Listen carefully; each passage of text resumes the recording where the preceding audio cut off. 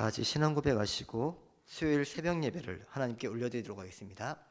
전능하사 천지를 만드신 하나님 아버지를 내가 믿사오며 그 외아들 우리 주 예수 그리스도를 믿사오니 이는 성령으로 잉태하사 동정녀 마리아에게 나시고 본디오 빌라도에게 고난을 받으사 십자가에 못 박혀 죽으시고 장사한 지 사흘 만에 죽은 자 가운데서 다시 살아나시며 하늘에 오르사 전능하신 하나님 우편에 앉아 계시다가 저리로서 산자와 죽은 자를 심판하러 오시리라. 성령을 믿사오며 거룩한 공예와 성도가 서로 교통하는 것과 죄를 사하여 주시는 것과 몸이 다시 사는 것과 영원히 사는 것을 믿사옵나이다. 아멘. 찬송가 270장 찬양하시겠습니다. 찬송가 270장입니다. 270장 찬양하시겠습니다. 편찮는 주님의 사랑과 거룩한 보혈의 공로를 우리 다 찬양을 합시다. 주님을 만나볼 때까지 예수는 우리를 깨끗게 하시는 주시니 그의 피 우리를 눈보다 더 이게 하셨네. 우리를 깨끗게 한 피는 무궁한 생명의 물일세. 생명의 구원을 받은 자 하나님 찬양을 합시다. 예수는 우리를 깨끗게 하시는 주시니 그의 피 우리를 눈보다 더 이게 하셨네.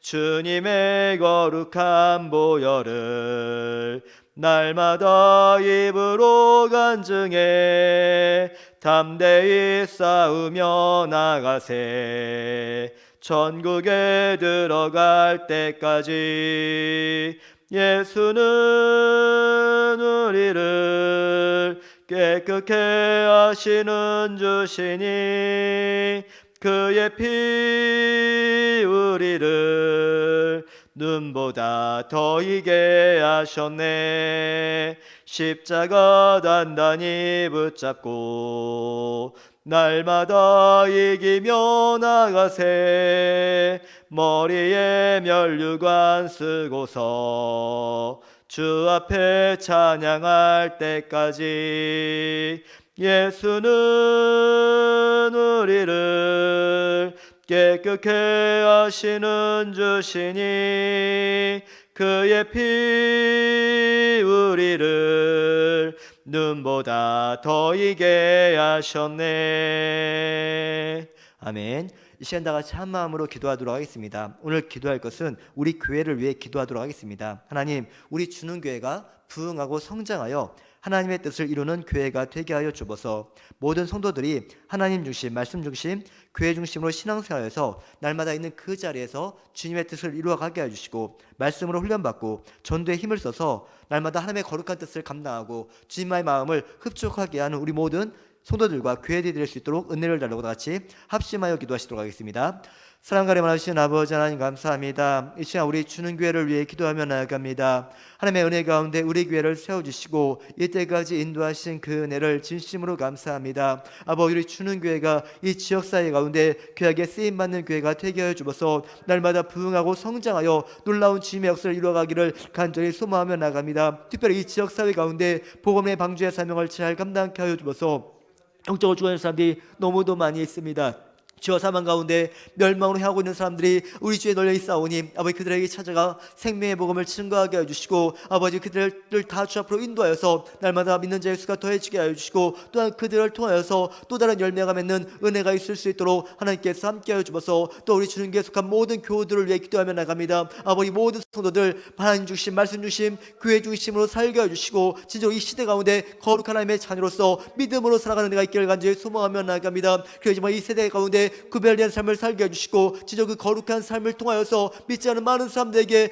생명이 되시는 주님의 모습을 삶으로 말로 날마다 증거하는 거룩한 삶을 살아갈 수 있도록 주님께서 은혜로 인도하여 주셔서 우리가 속해 있는 가정과 일터와 직장과 사업터 가운데 하나님께서 함께해 주셔서 그곳에서 정말 날마다 믿는 신자로서 바른 본을 보이게 해주시고 많은 사람들에게 보이되는 복된 삶을 살아갈 수 있도록 은혜와 능력으로 함께하여 주셔서 또 이 시간 간절히 바라기는 하나님께서 함께 하셔서 우리가 진정으로 말씀으로 훈련받고 양육받기를 간절히 소망하며 나갑니다. 아버지, 올 한 해 가운데 여러 가지 양육 프로그램이 준비되어 있습니다. 그 모든 프로그램에 적극적으로 참여하게 해주시고 우리의 신앙이 정체되는 것으로 아니라 날마다 믿음으로 살아가게 해주시고 주님께서 원하시는 믿음의 장성의 분량에 이르러서 더 큰 주의 영광을 위하여 쓰임받는 저희 모두가 다 될 수 있도록 은혜와 능력으로 함께 해주셔서 아버지, 게으른 모습으로 나태한 모습 있지 않게 해주시고 날마다 나 자신을 배우게 해주시고 나를 저도 목적시켜서 날 말씀 가운데 굴복하며 나가는 저희 모두가 다 될 수 있도록 주님께서 은혜와 능력으로 함께 해주시길 간절히 소망하며 나갑니다. 그 부족한 저희들을 불러주셨사오니 주어진 그 모든 직분들 믿음으로 잘 감당케 하시고 주의 나라와 영광을 위해 그에게 쓰임받는 저희 모두가 다 되어질 수 있도록 주님께서 은혜와 능력으로 함께하여 주옵소서. 사랑의 하나님, 감사합니다. 이 시간 우리 주는 교회를 위해 기도합니다. 하나님의 은혜 가운데 우리 교회를 세워주시고 여기까지 인도하신 그 은혜를 진심으로 감사합니다. 아버지, 우리 주는 교회가 이 지역 사회 가운데 구원의 방주의 사명을 잘 감당하는 교회가 되게 하여 주셔서 영적으로 죽어있는 사람들, 죄와 멸망 가운데 치닫고 있는 사람이 너무도 많이 있습니다. 우리가 그들을 마음에 품게 해주시고 그들에게 생명의 복음을 증거하여서 날마다 믿는 자의 수가 더해지는 역사가 있을 수 있도록 하나님께서 함께 해주셔서 우리 주는 교회에 속한 모든 교우들이 믿음의 추억이 되어지길 간절히 소망하며 나아갑니다. 거룩한 열정을 품게 해주시고 하나님께서 나를 통해 계획하신 그 놀라운 비전을 보면서 그것을 위해 믿음으로 정진하며 나가는 우리 모든 교우들 될 수 있도록 은혜 가운데 함께해 주셔서 특별히 모든 교우들 말씀으로 양육받고 훈련받아서 거룩한 주의 일꾼이 되어지길 간절히 소망하며 나갑니다. 특별히 올 한 해 가운데 이제 여러 가지 양육 프로그램을 준비하는 가운데 있사오니 모든 성도들이 이 프로그램에 적극적으로 참여해서 정말 정체되는 신앙이 아니라 날마다 새로워지는 신앙이 되게 해주시고 더욱더 주님을 닮아 주의 놀라운 역사를 이뤄가는 믿음의 주인공이 될 수 있도록 하나님께서 함께해 주셔서 또한 우리 주는 교회 성도들 말씀 중심, 교회 중심, 하나님 중심으로 살아가는 은혜가 있길 간절히 소망하며 나갑니다. 세상에 붙잡혀서 살아가는 것이 아니라 우리를 구원하여 주시고 우리를 통한 놀라운 계획을 예비하고 계신 그 하나님의 뜻이 무엇인지를 온전히 분별하게 해주시고 그 뜻을 쫓아 믿음으로 살아가는 우리 모든 교우들 될 수 있도록 하나님께서 함께해 주셔서 그래서 우리가 있는 그 자리마다 거룩한 주님의 뜻이 이루어지게 하여 주시고 많은 사람들을 생명길로 인도하는데 거기에 쓰임받는 저희 모두가 다 되어질 수 있도록 주님께서 은혜로 인도하여 주셔서 이 시간 말씀 듣기를 원합니다. 말씀 가운데 담겨있는 주님의 비밀의 뜻을 알게 해주시고 그 말씀을 깨닫고 오늘 하루도 하나님의 능력에 붙들린 삶을 살아갈 수 있도록 은혜와 능력으로 함께하여 주셔서 감사하며 거룩하신 예수님 이름으로 간절히 기도하옵나이다. 아멘. 다 같이 하나님 말씀 보시겠습니다. 오늘 보실 말씀은 사도행전 3장 19절부터 26절 말씀입니다. 사도행전 3장 19절부터 26절 말씀을 한 목소리로 합독하시겠습니다. 신약 성경 191면입니다. 신약 191면 사도행전 3장 19절부터 26절 말씀을 한 목소리로 합독하시도록 하겠습니다. 시작. 그러므로 너희가 회개하고 돌이켜 너희 죄 없이 함을 받으라. 이같이 하면 새롭게 되는 날이 주 앞으로부터 이를 것이요 또 주께서 너희를 위하여 예정하신 그리스도 곧 예수를 보내시리니 하나님이 영원전부터 거룩한 선지자들의 입을 통하여 말씀하신 바 만물을 회복하실 때까지는 하늘이 마땅히 그를 받아두리라. 모세가 말하되 주 하나님이 너희를 위하여 너희 형제 가운데서 나 같은 선지자 하나를 세울 것이니 너희가 무엇이든지 그의 모든 말을 들을 것이라. 누구든지 그 선지자의 말을 듣지 아니하는 자는 백성 중에서 멸망받으리라 하였고 또한 사무엘 때부터 이어 말한 모든 선지자도 이 때를 가리켜 말하였느니라. 너희는 선지자들의 자손이요 또 하나님이 너희 조상과 더불어 세우신 언약의 자손이라. 아브라함에게 이르시기를 땅 위의 모든 족속이 너의 씨로 말미암아 복을 받으리라 하였으니 하나님이 그 종을 세워 복 주시려고 너희에게 먼저 보내서 너희로 하여금 돌이켜 각각 그 악함을 버리게 하셨느니라. 아멘.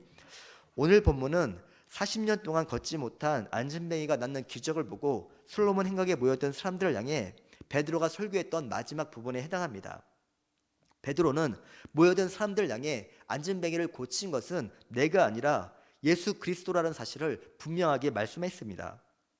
너희가 빌라도에게 넘겨주어 십자가에 못 박아주신 그 주님을 하나님께서 죽은 자 가운데서 살리셨고 그 주님의 능력이 이 안진뱅이를 낫게 만들었다고 하면서 죄가 없으신 주님을 십자가에 못 박은 그들의 죄를 우회적으로 비판했습니다. 그러면서 베드로는 그들이 예수님을 십자가에 못 박은 사건을 하나님의 구원 경륜 안에서 설명하고 있습니다. 예수님께서 메시아라는 사실을 알지 못하고 주님을 십자가에 달려 죽게 만든 유대인들의 무지를 하나님께서 자기의 구원 경륜을 이루어 가시는데 사용했다고 말한 것입니다. 베드로가 하나님의 이 구원 경륜에 대해 말씀하고 있는 이유는 그들로 하여금 그들이 지은 죄를 깨닫고 주님 앞으로 돌아서도록 하기 위해서입니다. 비록 그들이 행한 잘못이 무지 가운데 저지른 것이기는 하지만 그렇다고 해서 그들이 주님을 십자가에 못 박은 그 죄가 사라지는 것은 아닙니다. 모르는 상태에서 지은 죄도 죄라는 것을 기억해야 합니다. 그리고 죄는 종류와 상관없이 반드시 해결되어야만 됩니다. 그렇지 않으면 그 죄는 해결되지 않은 상태로 계속 남아있게 되고 나중에 그 죄에 대한 대가를 지불해야 되기 때문입니다.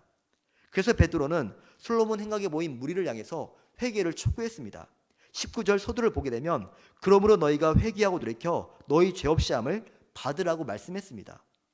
베드로는 그들에게 예수님이 어떤 분이신지를 정확하게 설명한 이유가 바로 여기에 있습니다. 자신들이 지은 죄를 깨닫고 회개하라는 것입니다. 자기들이 지금까지 옳다고 믿어왔던 것, 정당하다고 여겼던 그 모든 것이 잘못된 것이라는 것을 깨닫고 주님 앞으로 돌아오라며 회개를 촉구했던 것입니다. 베드로는 회개하고 돌아오는 자에게 주어지는 하나님의 은혜를 세 가지로 설명합니다. 첫 번째는 죄사함의 은혜입니다. 죄 없이 함을 받는다는 헬라어는 지우다, 씻어내리다는 뜻이 있습니다. 고대 근동에서는 글을 양피지나 파피루스에 적었는데 이 당시 잉크는 오늘날처럼 산이 섞이지 않았던 관계로 썼던 글을 지우고 싶으면 물이 묻은 헝겊으로 닦아내면 깨끗하게 지워집니다. 죄 없이 함을 받는다는 의미가 바로 이런 뜻입니다. 아무리 심각한 죄를 지었다 할지라도 진심으로 그 죄에서부터 돌이키기만 한다면 하나님께서 그가 지은 모든 죄를 완전하고 깨끗하게 용서해 주신다는 뜻입니다. 회개하는 사람에게는 이런 하나님의 은혜가 약속되어 있습니다. 두 번째는 새롭게 되는 날이 주님 앞으로부터 이른다고 말씀합니다. 이 말은 회개하는 사람의 죄를 용서해 주실 뿐만 아니라 거기에 더해 그를 새로운 피조물로 만들어 주시겠다는 뜻입니다.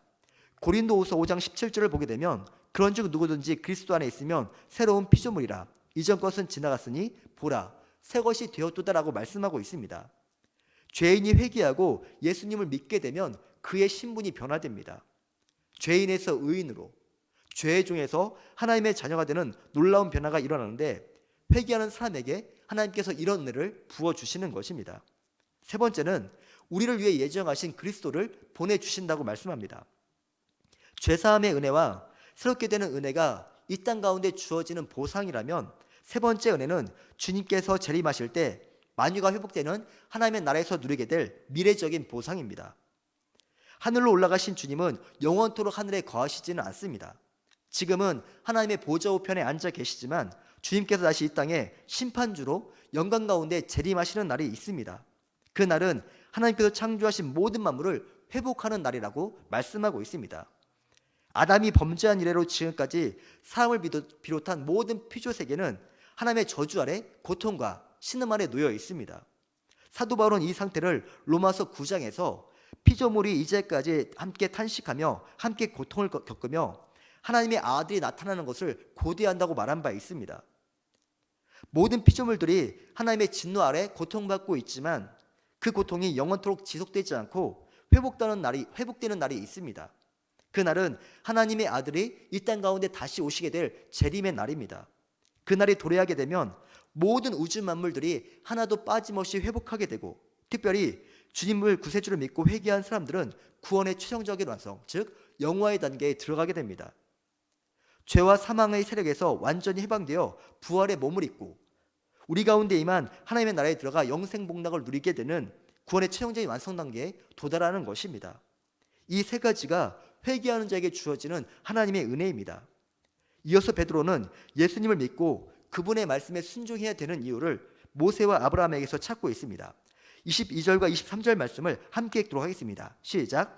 모세가 말하되 주 하나님이 너희를 위하여 너희 형제 가운데서 나 같은 선지자 하나를 세울 것이니 너희가 무엇이든 그의 모든 말을 들을 것이라. 누구든지 그 선지자의 말을 듣지 아니하는 자는 백성 중에서 멸망받으리라 하였고. 아멘.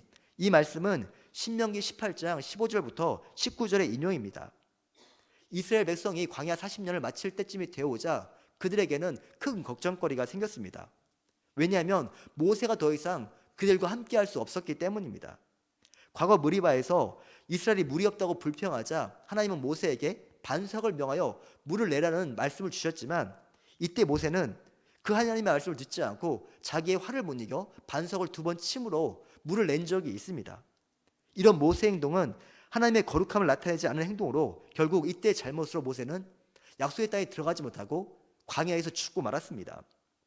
이것이 이스라엘이 가지고 있던 걱정의 내용입니다. 당시 이스라엘 백성들은 하나님과 직접 대화하는 것을 매우 두려워했습니다. 그래서 모세가 하나님과 이스라엘 사이의 중재자 역할을 감당했는데, 모세가 죽고 나면 더 이상 그 일을 할 사람이 존재하지 않았던 것입니다. 그런 이스라엘을 위해 하나님은 모세와 같은 선지자를 세우시고 그를 통하여 자신의 뜻을 전달하시겠다고 말씀하셨습니다. 그리고 누구든지 하나님의 이름으로 전하는 말을 듣지 않는 사람에게는 하나님의 심판이 임하게 된다고 말씀하셨습니다. 하나님께서 말씀하신 모세와 같은 선지자는 1차적으로 그의 뒤를 이어서 세운 바는 여호수아를 의미하는 것이고, 또한 그 뒤를 이어서 등장하게 될 선지자들을 말합니다. 그런데 구속사적인 관점에서 보게 되면 하나님께서 말씀하신 이 모세와 같은 선지자는 바로 예수님을 가리키고 있습니다. 완전한 중보자가 되시고 모든 사람의 죄의 문제를 해결하기 위해 이 땅에 오신 그 주님이 바로 하나님께서 세우신 모세와 같은 선지자입니다. 그렇다면 지금 베드로의 설교를 듣고 있는 무리들이 회개하고 예수님의 말씀을 들어야 된다는 결론에 이르게 됩니다. 만약 그렇게 하지 않으면 하나님의 심판을 피할 수 있는 방법은 존재하지 않습니다. 베드로는 이런 하나님의 심판을 백성 중에서 멸망받으리라는 말로 표현하고 있습니다. 유대인들이 가장 두려워하는 것은 육체적인 죽음이 아니라 바로 그들이 속해 있는 신앙 공동체로부터 출교당하는 일이었습니다. 신앙 공동체에 속해 있다는 것은 그가 혈통적으로는 아브라함의 후손이요 하나님의 선택을 받은 백성이라는 사실을 내포하고 있습니다. 그런데 그런 신앙 공동체에서 축출당한다는 것은 하나님의 언약에서 제외되어 영원한 죽음에 이르게 된다는 것을 의미하기 때문입니다. 베드로는 주님을 믿지 않고 주님의 말씀을 듣지 않은 사람들을 향해 하나님의 언약 공동체에서 끊어진다고 말함으로써 예수님을 믿어야 되는 당위성을 다시금 강조하고 있습니다. 이어서 베드로는 아브라함에게 주신 말씀을 근거로 회개하고 예수님을 믿으라고 말합니다. 다 같이 25절 말씀을 함께 읽도록 하겠습니다. 시작. 너희는 선지자들의 자손이요 또 하나님이 너희 조상과 더불어 세우신 언약의 자손이라. 아브라함에게 이르시기를 땅 위의 모든 족속이 너의 씨로 말미암아 복을 받으리라 하셨으니. 아멘. 베드로는 유대인들을 향해서 너희는 선지자들의 자손이요 언약의 자손이라고 말합니다. 선지자들의 자손이라는 말은 혈통적인 후손이라는 뜻이 아니라 선지자들이 예언한 모든 약속을 계승한다는 뜻입니다. 즉 유대인들은 모세와 여러 선지자들이 예언한 예수 그리스도의 오심을 준비하는 위치에 있는 사람들이라는 사실을 밝혔던 것입니다. 언약의 자손은 유대인들이 아브라함의 언약 속에 있다는 것을 의미합니다. 그들은 아브라함과 이삭과 야곱을 거쳐 모세와 다윗을 지나 수많은 선지자를 통해 예언된 메시아가 오실 민족으로 하나님의 특별한 선택을 받은 민족입니다. 특별히 하나님은 그들의 조상이라 일컫는 아브라함에게 땅의 모든 족속이 너의 씨로 말미암아 복을 받는다는 놀라운 축복을 말씀하셨습니다. 여기서 씨는 이스라엘 백성 전체를 가리키는 것이 아니라 아브라함의 후손 가운데서 모든 민족의 복의 근원으로 예정된 한 분, 바로 예수님을 가리키고 있습니다. 사도 바울은 이것을 두고 갈라디아서 3장 16절에 이렇게 말합니다. 이 약속들은 아브라함과 그 자손에게 말씀하신 것인데 여럿을 가리켜 그 자손들이라 하지 아니하시고 오직 한 사람을 가리켜 내 자손이라 하였으니 곧 그리스도라라고 말했습니다. 베드로는 그리스도께서 아브라함을 통해 태어날 씨라고 말함으로써 그분을 믿어야 될 이유에 대해서 다시 한번 유대 백성들에게 상기시켰습니다. 베드로가 유대인들의 신앙의 성지라고 생각하는 새 인물 모세와 사무엘과 아브라함을 통해 강조하고자 한 것은 고난받으시고 십자가에 달려 죽으셨지만 하나님께서 다시 살리시고 영원롭게 하신 그 주님은 모세와 같은 예언자시요 사무엘 이후 모든 선지자들의 예언을 성취하신 분이자 아브라함의 축복의 씨앗이라는 사실에 있습니다. 하나님께서 구약을 통해 예언된 모든 메시아에 관한 약속을 그리스도를 통해 이루셨다는 사실을 강조했던 것입니다. 그러니 유대인들로서는 반드시 예수님을 믿어야 됩니다. 그것이 그들이 살 수 있는 유일한 비결입니다. 만약에 회개하고 주님을 믿지 않는다면 하나님의 심판을 피할 수가 없습니다. 그래서 베드로는 26절에서 하나님이 그 종을 세워 복 주시려고 너에게 먼저 보내사 너희로 하여금 돌이켜 각각 그 악함을 버리게 하셨다고 말을 했던 것입니다.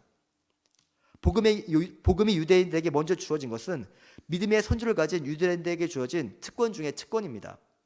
특별히 베드로는 하나님께서 세우신 종 예수님을 이스라엘 백성 가운데 보내셔서 복음을 듣게 하신 것을 그들에게 주어진 축복으로 그들의 약함을 버리게 하기 위함이라는 사실을 분명하게 언급하고 있습니다. 베드로가 본문을 통해서 우리에게 말하고자 하는 것은 간단합니다. 회개하고 예수님을 믿으라는 것입니다. 하나님께서 너희에게 놀라운 사랑과 은혜를 베풀어 주셨다는 것을 기억하고 너희에게 복을 주시라고 보내신 예수 그리스도를 메시아로 믿고 너희가 지은 죄를 회개하라고 강력하게 촉구했던 것입니다. 여기서 우리는 우리 스스로에게 이런 질문을 던져야 됩니다. 나는 과연 하나님께 받은 구원의 은혜가 하나님의 놀라운 축복이라는 사실을 제대로 인식하고 죄에서 떠난 삶을 살고 있는지 아니면은 죄가 주는 쾌락에 쫓아 살고 있는지를 질문해 봐야 되는 것입니다. 여러분, 지금 나는 어떤 삶을 살고 있습니까? 하나님께 주신 그 구원의 기쁨을 날마다 향유하며 말씀에 순종하며 살고 있습니까? 아니면 죄의 길에 들어서서 그 죄에 취해서 살고 계십니까? 한번 스스로에게 진지하게 물어보시고 내가 어떻게 살고 있는지를 성찰해 보시기를 바랍니다. 여러분, 우리가 진정으로 가슴 아파하고 슬퍼해야 되는 것은 우리 안에 구원의 감격과 기쁨이 살았다는 사실 때문에 우리가 슬퍼하고 애통해야 합니다.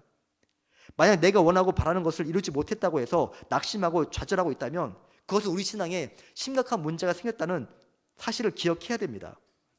하나님께서 주시는 구원의 기쁨이 온데간데 없이 사라졌음에도 불구하고 그것을 깨닫지 못하고 세상 것을 얻지 못해 낙담하고 있다면 이미 그 신앙은 병이 들어있다는 증거입니다.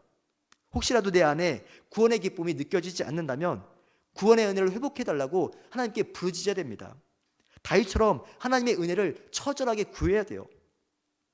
하나님, 죄에 물들어 있는 내 죄를 볼 수 있도록 하나님께서 은혜를 달라고, 죄를 죄로 인식하고 그리고 그 죄 때문에 마음 아파하지 않은 나의 강팍한 마음을 하나님의 은혜로 녹여달라고 부르짖어야 되는 것입니다. 여러분, 다윗은 시편 51편에서 이렇게 하나님께 기도했습니다. 9절부터 12절 말씀입니다. 주의 얼굴을 내 죄에서 돌이키시고 내 모든 죄악을 지워주소서. 하나님이여, 내 속에 정한 마음을 창조하시고 내 안에 정직한 영을 새롭게 하소서. 나를 주 안에서 쫓아내지 마시고 주의 성령을 내게서 거두지 마소서. 주의 구원의 즐거움을 내게 회복시켜 주시고 자원하는 심령을 주사 나를 붙드소서라고 다윗이 고백한 바 있습니다. 사랑하는 성도 여러분, 날마다 회개를 통해 구원의 감격과 기쁨을 누리며 살아가시기를 주님의 이름으로 축원합니다. 그러기 위해서는 회개하고 죄 용서를 받아 구원의 기쁨을 잃어버리지 아니하도록 관리를 잘 해야 됩니다.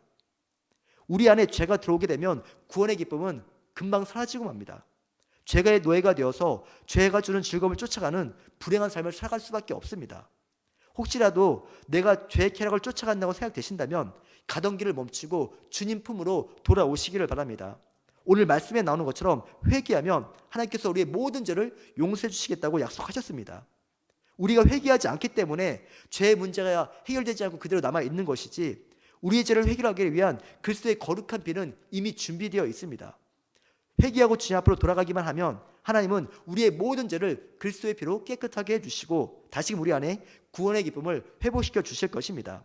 이런 하나님의 은혜로운 약속을 기억하시고 회개를 통해 모든 죄를 용서받으시고 날마다 주님께서 주신 구원의 기쁨을 향유하며 살아가는 우리 모든 성도님들이 되시기를 주님의 이름으로 축원합니다. 기도하시겠습니다. 사랑과 영원하신 아버지 하나님, 감사합니다. 이 시간의 말씀을 통하여서 우리가 회개해야 되는 이유에 대해 말씀을 통해 살펴보았습니다. 아버지, 회개하는 그 사람을 주님께서 모든 죄를 용서해 주시고 그리스도를 보내주시고 마지막 날에 정말 주님께서 그를 다시금 영원롭게 하신다는 말씀을 우리가 말씀을 통해 보았습니다. 아버지, 혹시라도 우리가 우리 안에 구원의 기쁨이 사라진 채 죄가 준 즐거움을 쫓아 살아가고 있는지 날마다 돌아보게 하여 주셔서 우리 안에 있는 거룩한 성령님의 역사가 내 안에 있는지 날마다 점검하게 해주시고 그런 역사가 없다면 철저하게 회개하고 우리 죄를 뉘우침으로 말미암아 다시 우리 안에 구원의 기쁨이 회복되어 주시고 우리 안에서 역사하시는 성령님의 음성을 듣고 그 성령님의 인도하심을 받아 살아가는 저희 모두가 다 될 수 있도록 우리의 삶을 붙잡아 주시길 간절히 소망하며 나갑니다. 아버지, 이 땅을 살아갈 때 내가 세상에서 얻지 못한 것 때문에 괴로워하고 슬퍼하는 것이 아니라 구원의 기쁨이 사라졌다는 것 때문에 마음 아파하고 다시 그것을 회복하기 위해 몸부림치며 나가는 저희 모두가 다 될 수 있도록 주님께서 은혜로 인도하여 주셔서 주옵소서. 그래서 우리 날마다 우리의 모든 죄를 용서받게 해주시고 하나님 주시는 구원의 기쁨과 감격 가운데 살아가는 저희 모두가 다 될 수 있도록 은혜 가운데 함께 해주옵소서. 특별히 오늘 하루를 살아갈 때 우리가 죄를 지었다고 생각되어지면 즉시로 그 죄를 회개하게 해주시고 하나님 주시는 그 구원의 감격과 기쁨 가운데 오늘 하루도 살아가는 거룩한 한 날이 될 수 있도록 은혜 가운데 역사하여 주옵소서. 감사하며 가신 예수님 이름으로 간절히 기도합니다. 아멘. 각자 자유롭게 기도하시겠습니다.